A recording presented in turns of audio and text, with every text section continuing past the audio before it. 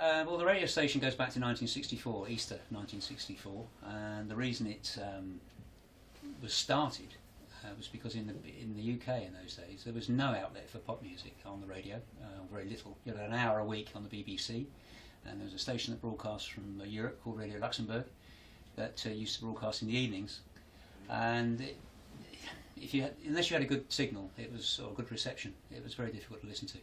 Anyway, there was a man called Ronan O'Reilly, who was aged about 24 at the time. He managed various groups, including a guy called Georgie Fame, and he could not get radio play for any records that Georgie made.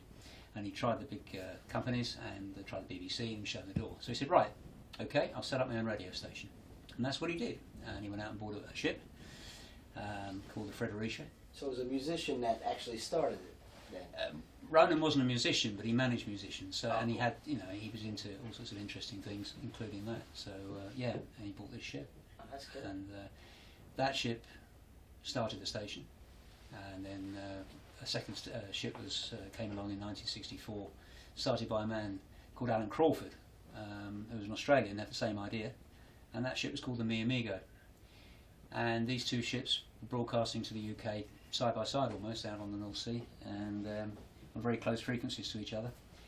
And after a while they decided that was a bit silly, so they got together, had a conversation, and it was decided that they would merge and become Caroline South, which was on the Mi Amigo off Frinton in Essex, and Caroline North on the MV Fredericia, which went up to the Isle of Man and broadcast to the north of England. And they broadcast right through the 60s, along with a number of other offshore stations. And the government didn't like that very much, UK government, and they brought in a law in 1967 that made it illegal to operate a radio station, to work on a radio station, supply a radio station, or advertise on an offshore radio station.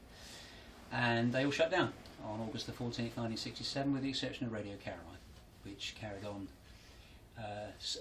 maintaining it was being supplied from Spain, which was perfectly legal. But unfortunately the money ran out in March '68, and both ships shut down and got towed away to Holland. This is a story that could go on for a long time, but I'll give you what happened next, because it's always good to know what happened next. The government decided they'd give us radio, or pop radio, by forming Radio 1, which is another BBC channel, which wasn't really as good. And all they did was stole a lot of their offshore radio jingles, changed them to BBC type jingles, took on a lot of the offshore DJs, and started transmitting. And that happened also in 1967.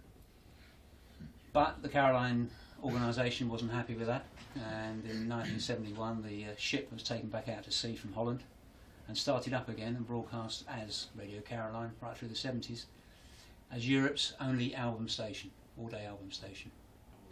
And that was the Mi Amigo, which lasted until 1980, which unfortunately then sank. So you think, well, that's it once again, and the authorities thought, hooray, that's it. But undaunted, 1983, they went out and acquired another vessel, this one, the MV Ross Revenge, which was kitted out in Spain, and came back up to the English Channel and moored again off the east coast of England and started broadcasting in 1983 as Radio Caroline. And she did that right through the 1980s, and by 1991, unfortunately, she ran aground on the Goodwin Sands, but miraculously was one of only two ships ever to survive an ordeal. Had been grounded on the Goodwin Sands, got towed off and came into Dover, and has been shore-based ever since. And ever since then we've been trying to keep her restored, and have been restoring her ever since. She's been used for broadcasting since then, but it's been on a legal basis.